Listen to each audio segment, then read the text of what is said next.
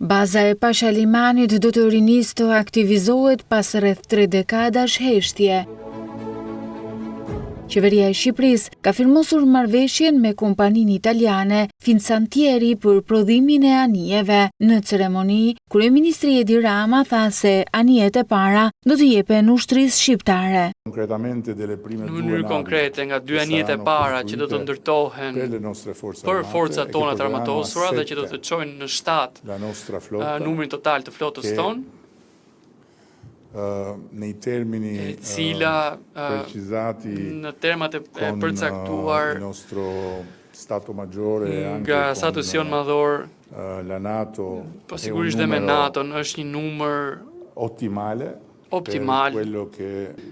Dhe më pas, sigurisht prodhimi do të vazhdojë më tej për të eksportuar këto anije. Me këtë pakt, kreu i qeverisë theksoi edhe një tjetër mundësi, atë të arsimimit të të rinjve në këtë industri.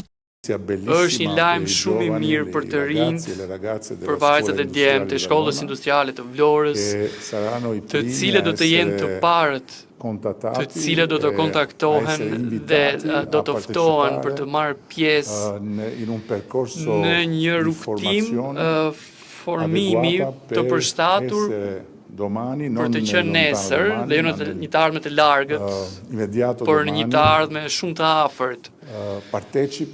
Pjesëmarrës të kësaj shoqërie të re ekselence. Vetë përfaqësuesi i kompanisë shtoi ambicien për të furnizuar me anije të prodhuara në Shqipëri shtete të tjera. Ka për nevojë dhe vizion për të zhvilluar këtu një produkt i cili mund të jetë një produkt që të shërbejë fillimisht për forcat armatosura të Shqipërisë, por më pas sigurisht dhe të jetë një trampolin ky lloj programi për një operacion rindustrializimi i kësaj pjese të Europës. Parashikohet që në Pashaliman të punësohen 400 persona, por nisja e punës në Pashaliman do të rendisë Shqipërinë në shtetet prodhuese të anijeve, ashtu si dhe të armatimeve.